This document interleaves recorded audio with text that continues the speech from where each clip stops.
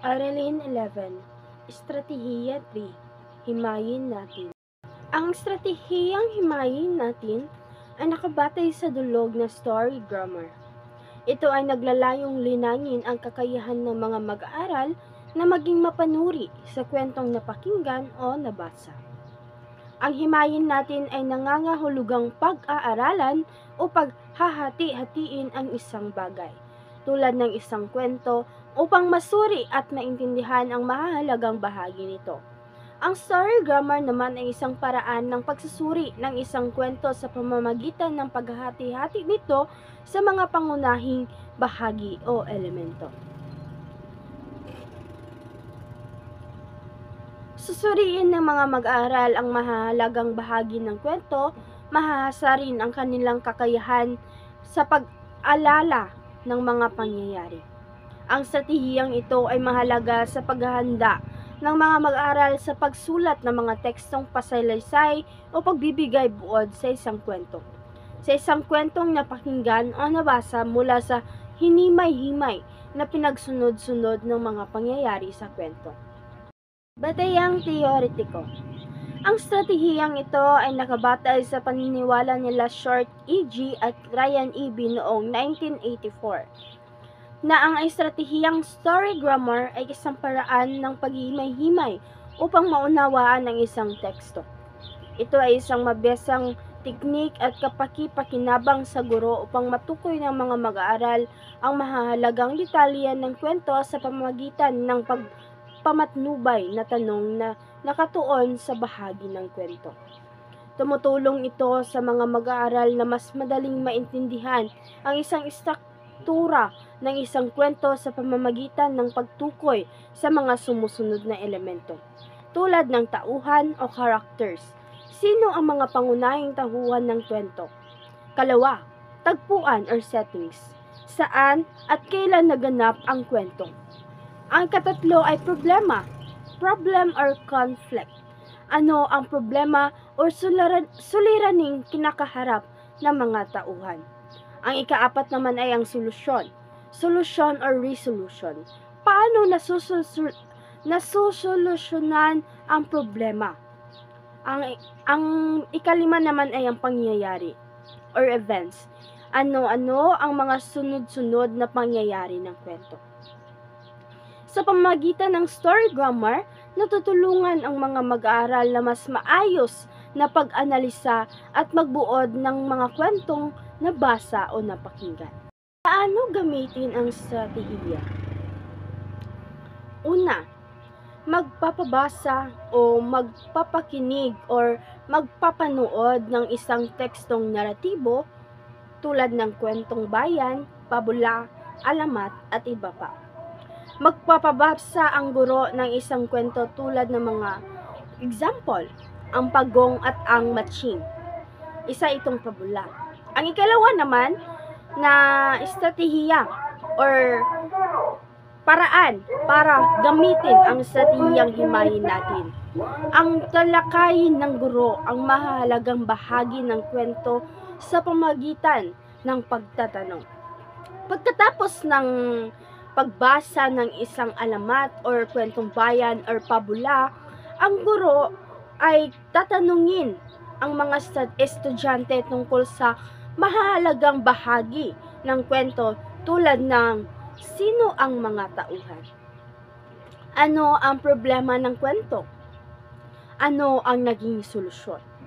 Sa tulong ng mga tanong ito, matutulungan ang mga estudyante na himayin o hatiin ang kwento sa mga mahalagang bahagi upang mas maintindihan nila ito. At ang susunod naman ay ipagpapatuloy ni John Dave Baliad. Salamat po at ako po ay tapos na. Magandang araw po sa inyong lahat. Ako nga po pala si John Day Baliad at nandito ako ngayon upang iulat sa inyo ang tungkol sa estratehiyang himayin natin.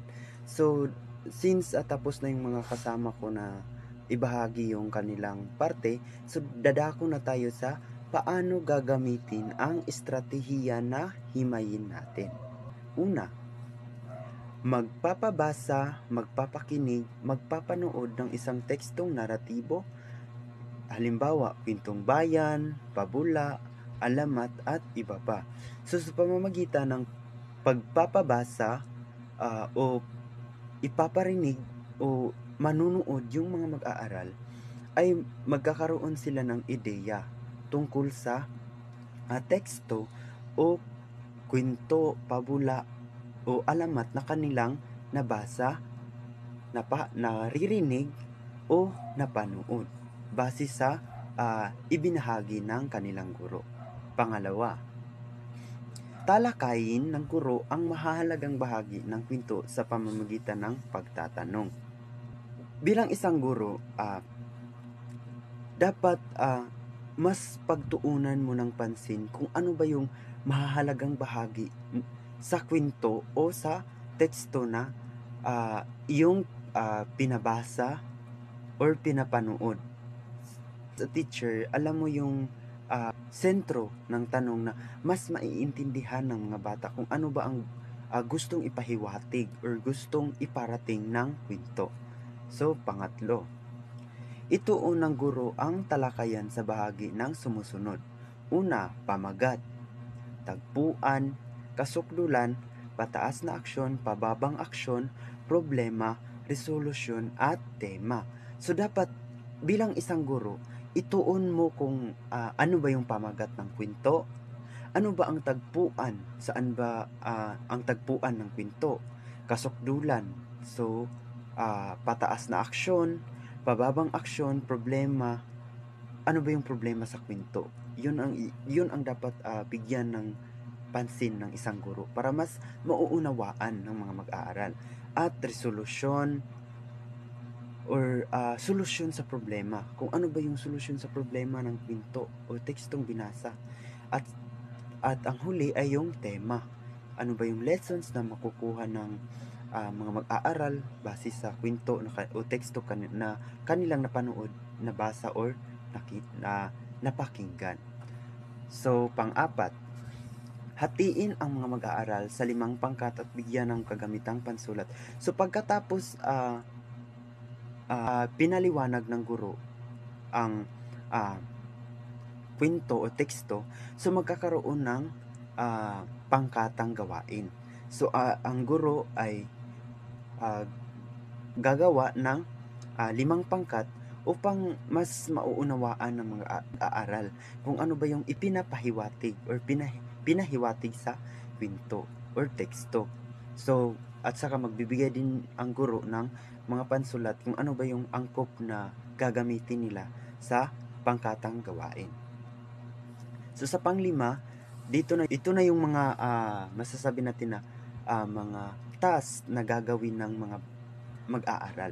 So, sa unang pangkat, paggawa ng story grammar. So, yung mga mag-aaral ay gagawa ng sariling version sa kwento. Kung ano ba yung naintindihan nila sa kwento na binasa, napanood nila or napakinggan. So, pangkat dalawa naman, pagsasatao ng mahalagang bahagi ng kwento batay sa story grammar. So, since sa unang pangkat ay gagawa sila ng story grammar, sa pangalawang pangkat naman ay inatasan sila ng kanilang guro na isasadula nila kung ano ba yung mahalagang bahagi ng kwento. Sila yung gaganap kung ano ba ang karakter na kanilang gagampanan base sa teksto o kwentong nagawa sa unang pangkat. So, sa pangatlong pangkat naman, sabayang pagsasalaysay gamit batay sa story grammar. So, sa pangkat tatlo ay nakatuon sila sa sabayang pagbigkas sa kwento base sa ginawa ng unang pangkat. Pangkat 4 naman, iguhit ang mahalagang bahagi ng kwento batay sa story grammar.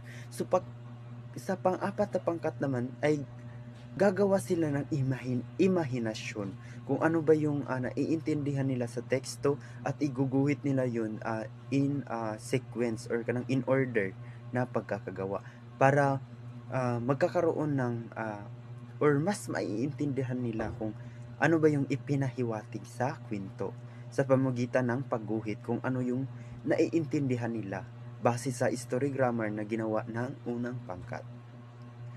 sa mga pangkatang gawain ay ah, mas dito mo makikita kung nauunawaan ba talaga ng mga mag-aaral ang teksto o kwento na ibinigay mo sa kanila bilang isang guro. So, pang-anim, bigyan ng 5 hanggang 15 minutong paghahanda at pagsasanay.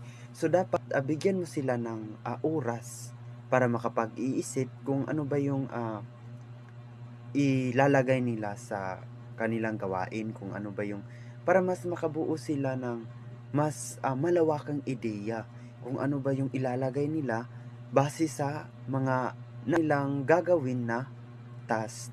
So, bilang guro, dapat bigyan talaga ng time para mas makapag-iisip yung mga mag-aaral kung ano ba yung dapat nila gagawin. At sa pamamagitan din dito ay magkakaroon ng kunang pag-iisip yung mga mag-aaral kung ano ba yung mga ilalagay nila doon sa kanilang task na gagawin. So, pang-7, sapat nubay ng guro, ipakita ng mga mag-aaral ang kanilang output. So, pagkatapos ng ginawa ng mga mag-aaral yung task na ibinigay mo sa kanila, so, sa pamamagitan dito ay maipakita nila kung ano yung mga nagawa nilang output, nais nila na iparating sa iyo, at sa pamamagitan nito ay makikita mo kung ano yung mga natutunan ng iyong mga mag-aaral. So, sa pang-8, maaaring gumamit ang guro ng mga rubric para sa mabisang pagpapadaloy. Grade ng output ng isang mag-aaral, dapat magbibigay ka talaga ng rubric para mas doon mabigyan ng focus ng mga mag-aaral kung ano ba yung dapat nila gagawin. Kasi may rubric, may pagbabasihan sila kung yung dapat nila ilagay sa kanilang output. Kung ano ba yung tama na ilagay nila sa pamamagitan ng rubric, mas maiintindihan ng mga mag-aaral na ito pala yung gustong ipapakita namin sa harap. Sa pamamagitan ng rubric, mas mabibigyan ng kahalagahan yung kung ano ba yung dapat pagtuunan ng mga mag-aaral tungkol sa kanilang mga task. Aralin, maraming salamat sa pakikinig at sana meron kayong natutunan sa araw na ito. Ako nga po pala si Maria Finavaro, ang tagapag-ulat. Ang itatalakay po natin ngayong gabi na ito ay ang Aralin 12, Estratehiya 4, Tara na tukuyin. Ang estratehiyang ito ay tumutulong sa mga mag-aaral na matuto sa pamamagitan ng pagtukoy ng tamang impormasyon mula sa binasa, narinig o pinag-aralan. Isa sa halimbawa dito sa estratehiyang Tara na tukuyin ay ang pagkilala sa mga tauhan at kanilang gampanin. Dito ay ipapabasa sa mga mag-aaral ang iba't ibang uri ng teksto. Halimbawa, talumpati, maikling kwento o sanaysay, at ipapaliwanag sa kanila kung anong uri ang teksto na ito batay sa instruktura at layunin. Dito naman sa batayang teotriko,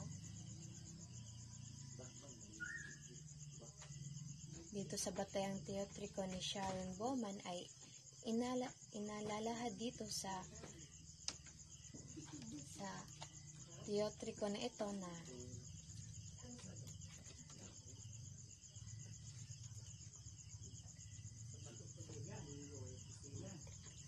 ayon dito ay ang estratehiyang ito ay inaasahan ang mga mag-aaral na magbigay ng kanilang sariling mga ideya, sumagot sa mga tanong, makibagay, at maging bukas sa mga puna mula sa kanilang mga guro at kapwa mag-aaral. Ang estratehiyang ito ay nakakatulong sa paglinang ng kanilang kritikal na pag-iisip. Isa sa halimbawa dito ay ang paggamit ng grupong diskusyon at peer review. Dito sa halimbawa nito, ang estratehiyang ito ay inaasahang makipagdiskusyon sa kanilang mga kamag-aral upang ibahagi sa kanila ang mga ideya at pananaw sa isang paksa. Sa pamamagitan ng peer review, natututo silang tumanggap at magbigay ng mga puna sa iba at nagiging daan ito upang mapalinan ang kanilang sariling kritikal na pag-iisip.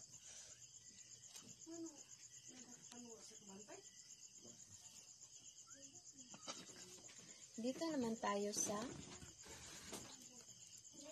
paano gamitin ang estratehiyang tara na tukuyin.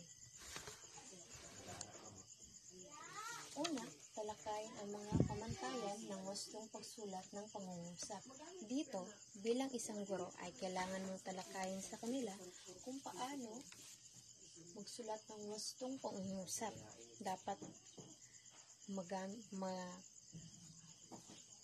tatalakayin mo sa kanila kung paano ang paggamit ng wastong pangungusap. Dito naman sa pangalawa, ibigay ang mga rubric bilang batayan sa output ng bawat pangkat bago ang gawain. Dito, bago ka magbigay ng kanilang gawain, kailangan mo munang maglahad ng isang rubric upang meron silang basihan bilang isang guro. Dito naman sa pangatlo, hatiin ang mga mag-aaral kada pangkat.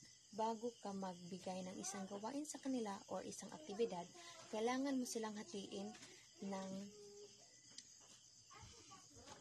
mo sila kada pangkat. Yun lamang po at maraming salamat. Ito po ang aking report. So, paano gagamitin ang estratehiya? Una, talakayin ang mga pamantayan ng wasto, pagsulat ng pangungusap, baybay, bantas at gamit ng malaking letra. Una, mas panatilihin natin na gumamit ng malaking letra para mas maunawaan at mas makita natin ang wastong pagsulat ng pangungusap. Ang ikalawa naman ay ibigay ang rubric bilang batayan sa pagsusuri ng output ng bawat pangkat bago ang gawain. So dapat nating ibigay muna ang rubric para may makita silang kung ano ang dapat nilang gawin para sundin nila kung ano ang dapat. Ang ikatlo naman ay hatiin ang mga mag-aaral sa 4 na pangkat. So, sa ikatlo naman ay dapat may cooperative learning. So, dapat ang mga bata ay may socialization sa isa't isa, may collaboration para may matutunan ang bawat isa sa kanilang mag-aaral or classmate. And that's all. Thank you.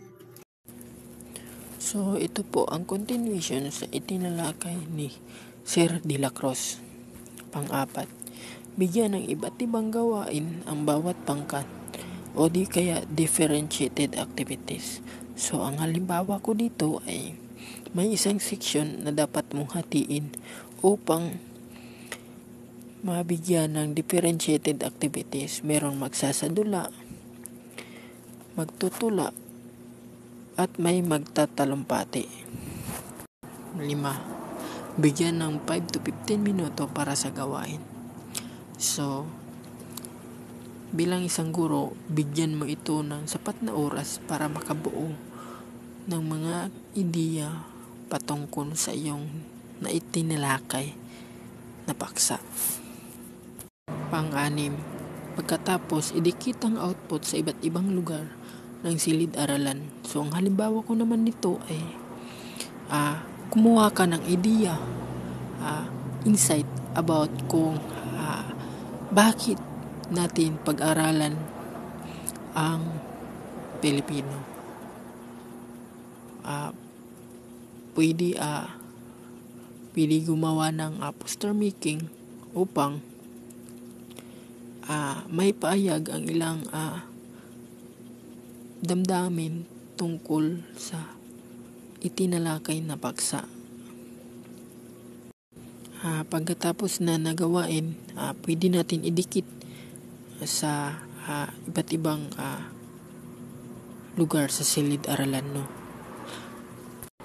Pang-7, lipot ang mga mag-aaral at itala ang kanilang mga puna sa bawat output. So, dito natin masusukat kung ang iyong mag-aaral ay mayroon natutunan sa iyo kapag nasunod ang iyong dapat isaloobin sa bawat gawain o natalakay sa iyong klase. Yan lang po. Maraming salamat. So sa pagpatuloy sa pagpatuloy sa diskusyon ni Ginoong John Mark, dito sa pangkawalo ay dito ay nagbibigay ang guro ng output or leksyon na dapat gawin ng mga bata. So pagkatapos nun, pilang na yun?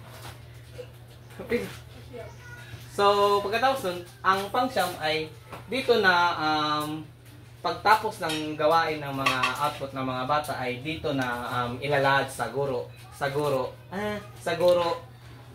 ang mga gawain ng mga bata. Tapos sa pagkasampu, dito na ipapasa ng mga bata na nagawa nila. Tapos ang guro ay naglalagay nagbe-base sa rubric na yung ginawa na para sa output ng yung mga gawain.